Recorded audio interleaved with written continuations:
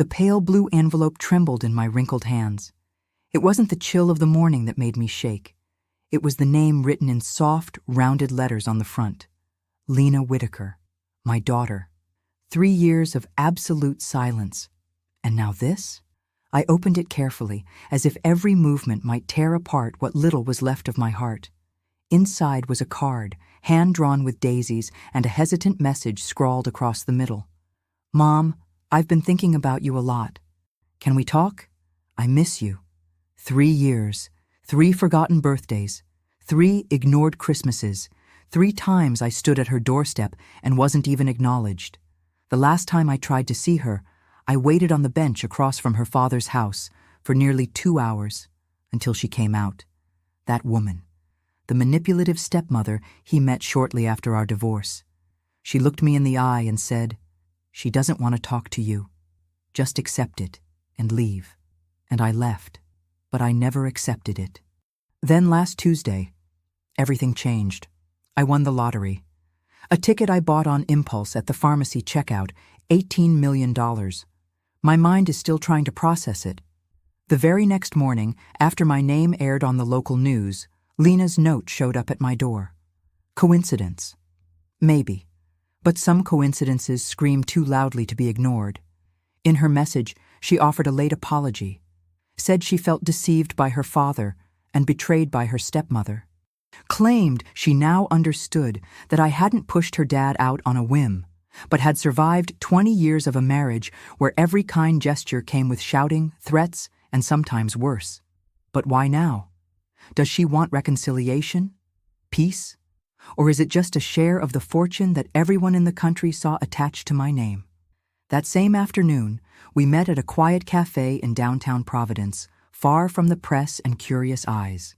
When I saw her walk in, with her hair messily tied up and her eyes red from crying, my heart faltered. "Mom," she said, her voice trembling. I was wrong. She reached for my hand. I wanted to believe that touch was genuine. But 3 years is a long time to live without your daughter. And when she left me, she took parts of me I never quite put back together. "What is it that you want, Lena?" I asked, not sugarcoating anything. "The truth? Or the money?"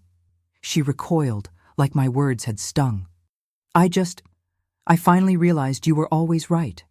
Dad made me believe you were selfish and cold, but he's not who he pretends to be. I've moved out. I want to start over." In that moment, I saw glimpses of the little girl she once was, the one who used to hide behind me when her father's voice thundered through the house. But now, everything was different. Time had changed it all, including me. She cried. Right there in the cafe, her fingers laced together as if trying to hold on to everything she had once thrown away. But time can't be held with fingers. It slips right through them. I looked at Lena, searching for the daughter I once called my miracle. "You've changed," she murmured, trying to smile. I didn't answer right away. The truth is, I had changed. That woman with deep circles under her eyes, who spent sleepless nights worrying about bills or whether her daughter made it home from school safely, she died slowly during the years Lena ignored me. People change, was all I could manage. She went quiet. She stared down at her cup like the coffee might hold an answer.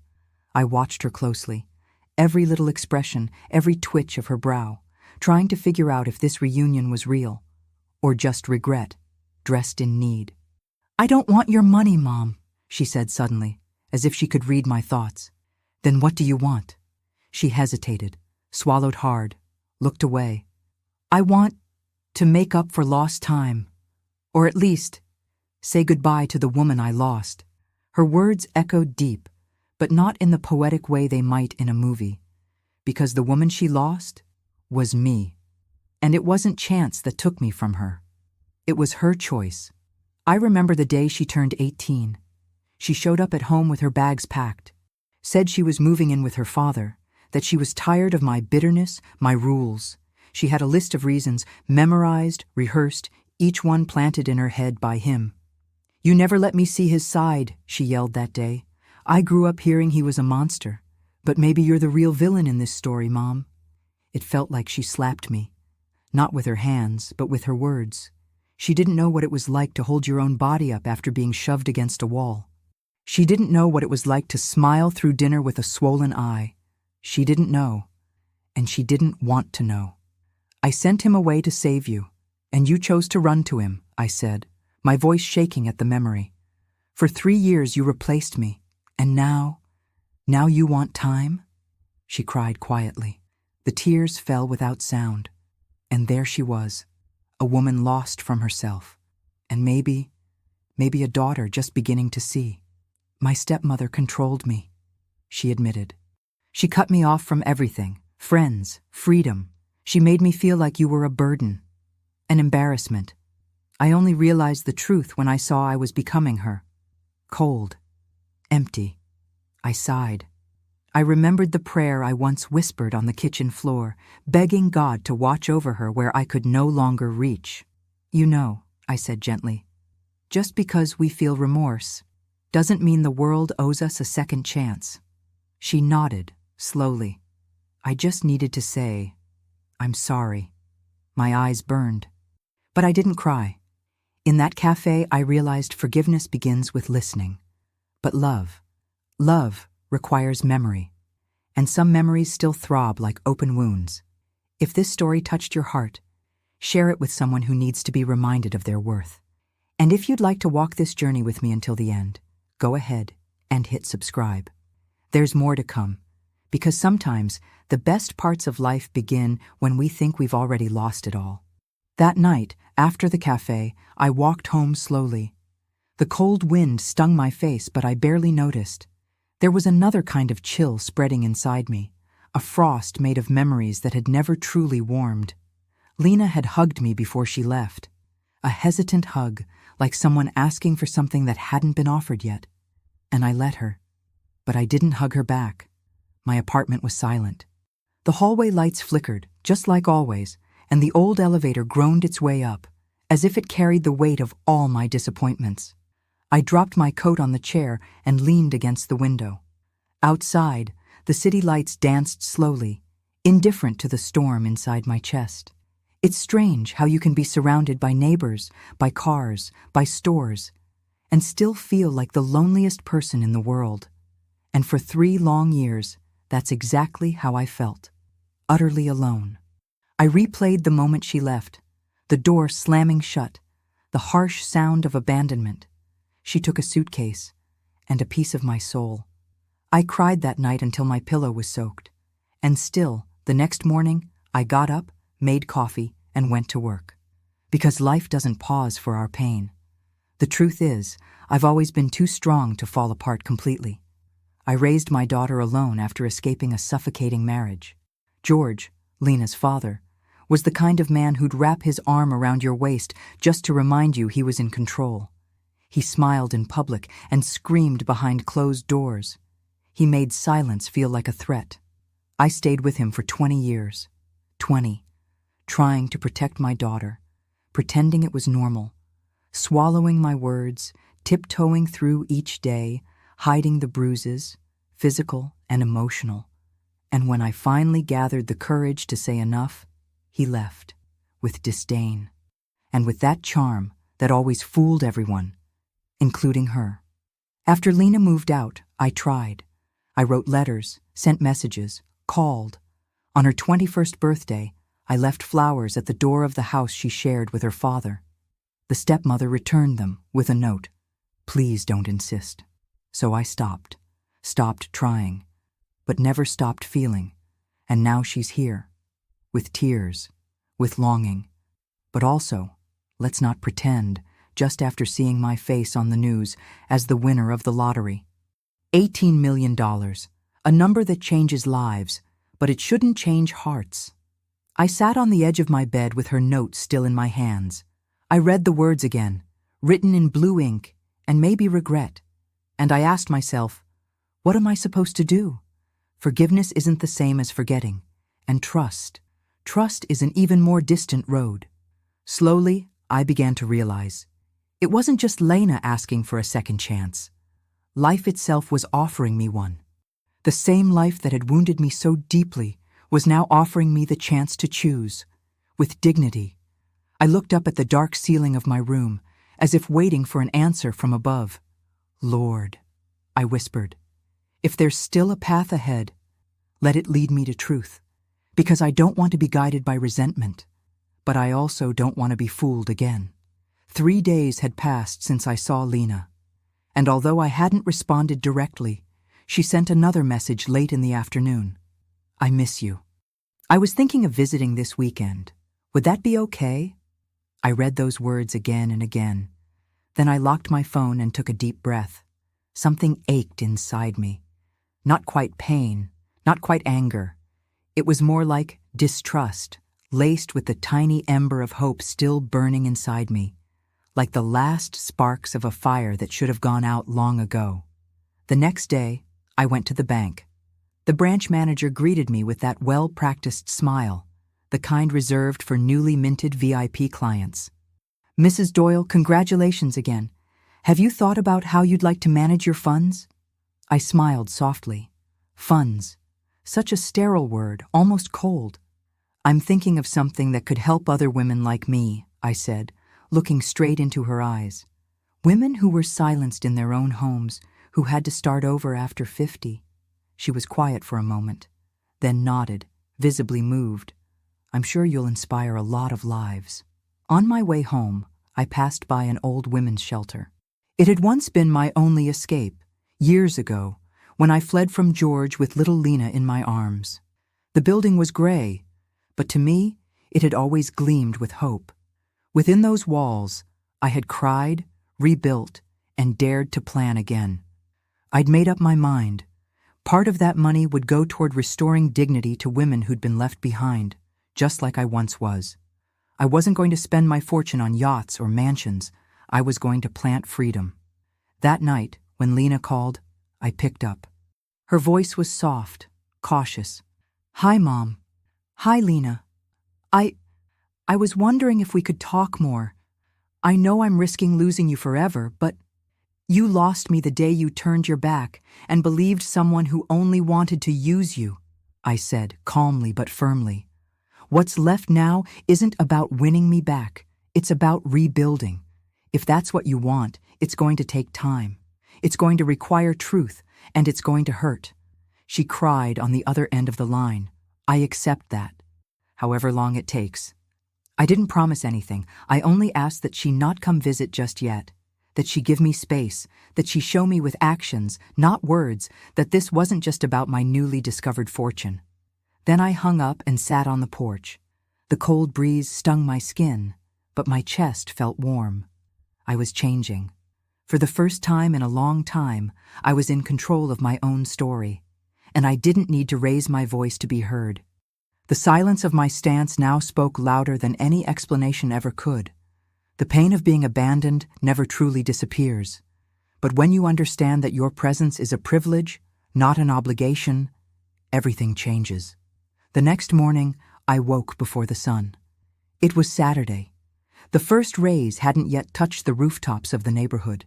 But inside me, a new light had already begun to shine, subtle but steady. I put on a pot of coffee. The smell of warm grounds filled the kitchen like an old embrace. And while I waited, I opened an old hardcover notebook, its corners worn and smudged with time. In it, I had once scribbled down dreams that felt impossible just a few years ago. Go back to school, learn to drive, save up to open a small sewing shop. I smiled. Back then, I was afraid to even dream. Today, after winning the lottery, I could buy a shop, or 10. But the most remarkable thing was something else entirely. I no longer needed money to feel alive. I needed me. When George left, he took what I thought was the ground beneath my feet. And when Lena blamed me for it, I fell to the bottom of a dark well, where every cruel phrase I'd heard for decades echoed on repeat.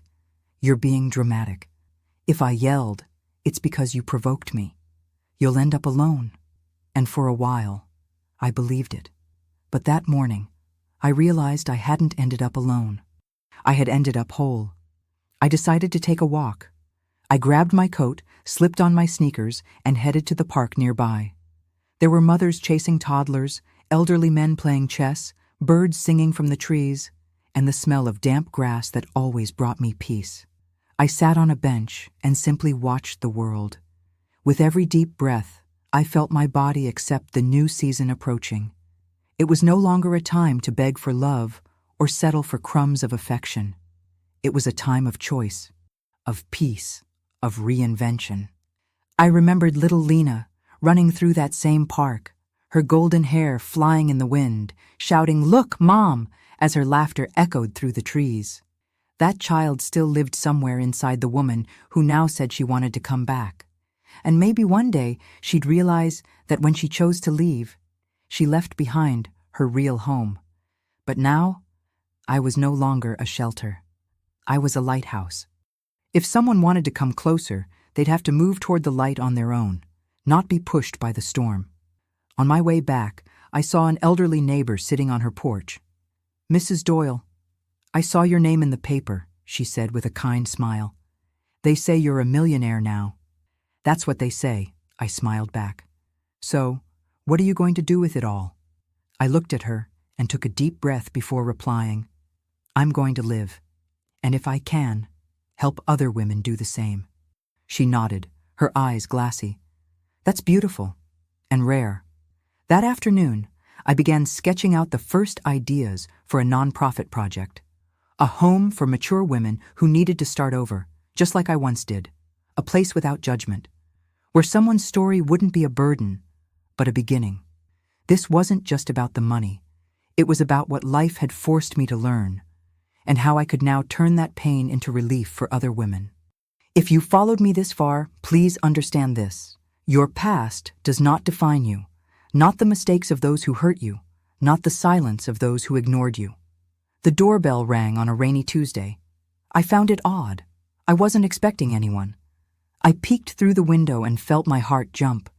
It was Lena, standing there, an umbrella trembling in her hands, her eyes full of water, maybe from the rain, maybe from something else. I opened the door cautiously. She looked fragile, not in her appearance, but in her expression. Old guilt, new fears.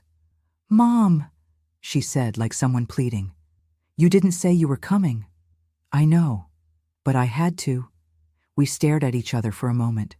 The sound of the rain hitting the roof was the only thing filling the silence between us. I stepped aside, allowing her in. She hesitated, then walked through the door. I heard you're opening a center for women," she said. "I saw the article in the paper." I nodded. I walked to the kitchen and she followed.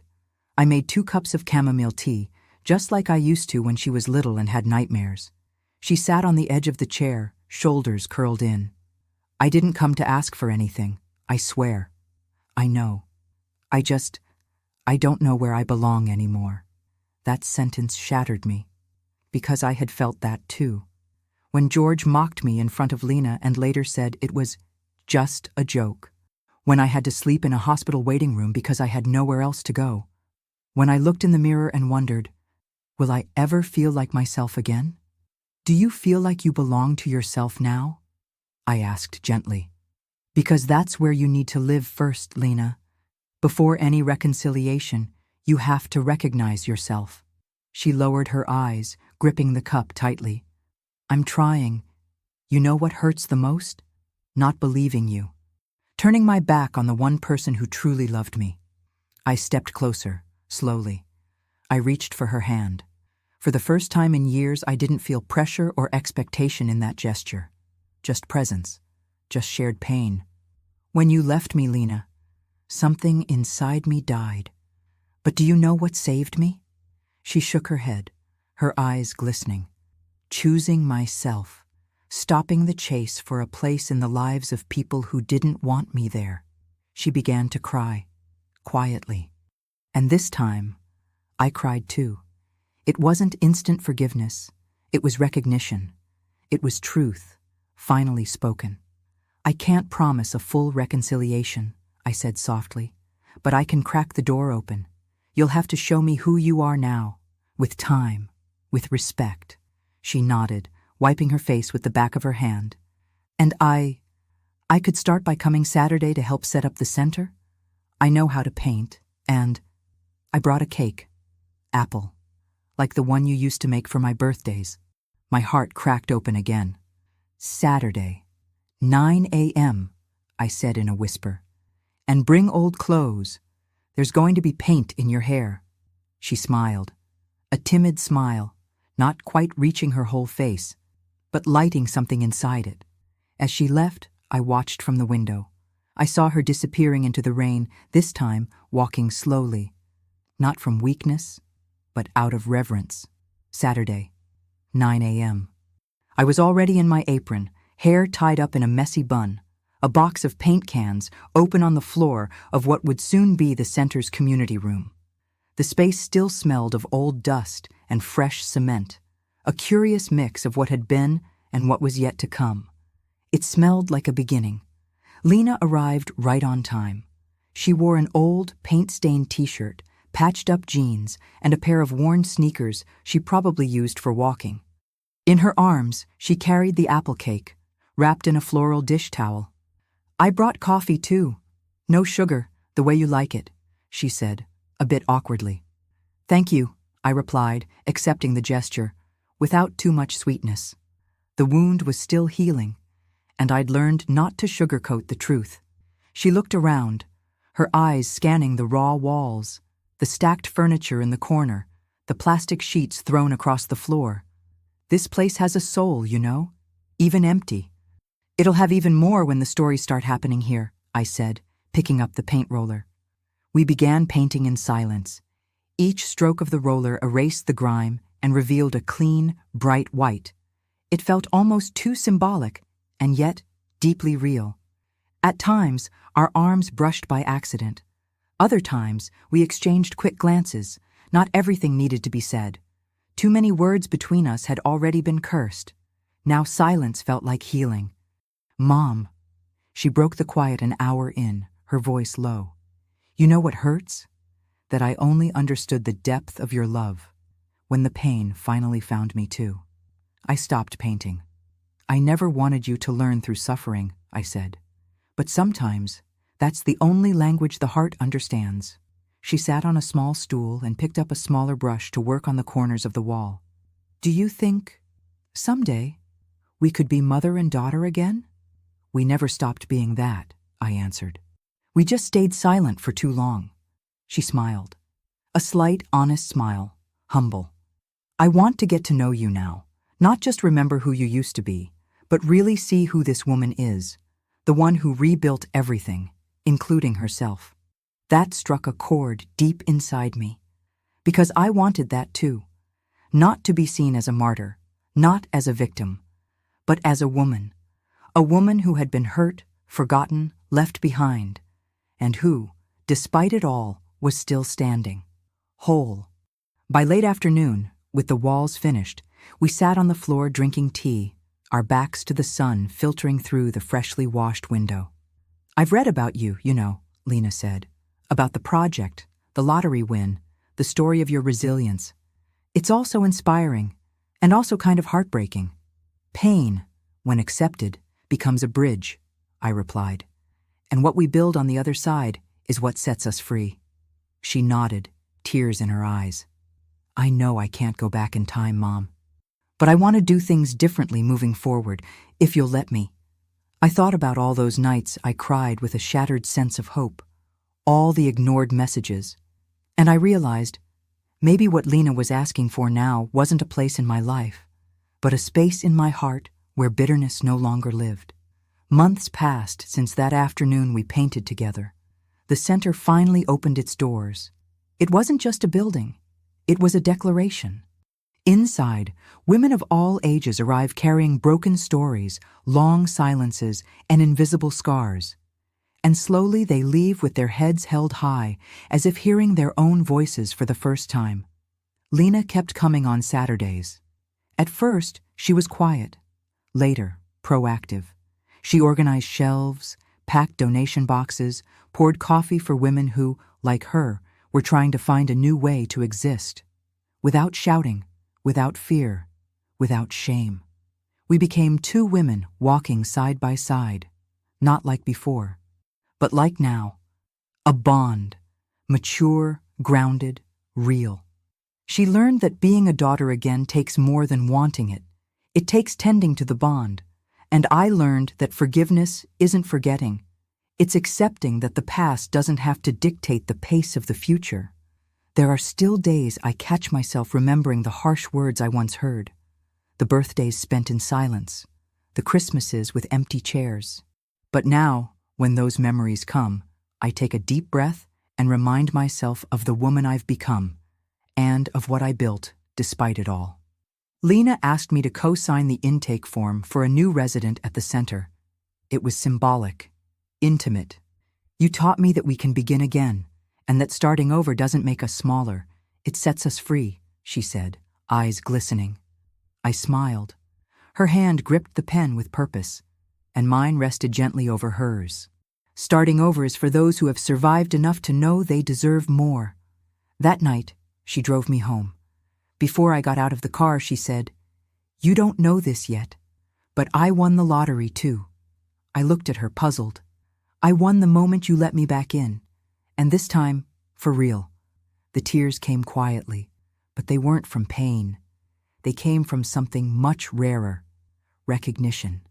Today, at 66, I am not the woman who once crawled for love. I am the woman who stood up, knees scraped, heart broken, and kept walking. Not to prove anything to anyone, but because living with dignity is the most revolutionary act of all. Winning the lottery was a turning point, but the real fortune was realizing that my presence is a gift, and only those who are worthy get to unwrap it. The story you've heard here is not mine alone. It belongs to every woman who's ever been left behind, to every woman forgotten by those who were supposed to remember, to every soul that rose in silence and bloomed in secret. And if this story found a place inside you, I leave you with this invitation. Never forget your worth. Never settle for less than the love you deserve. And never underestimate the power of a woman who survived. If this story touched your heart, please like this video and subscribe to the channel. Here, every story is a tribute to your strength. The strength you may not even realize you have, but that's already within you, waiting for its moment to rise.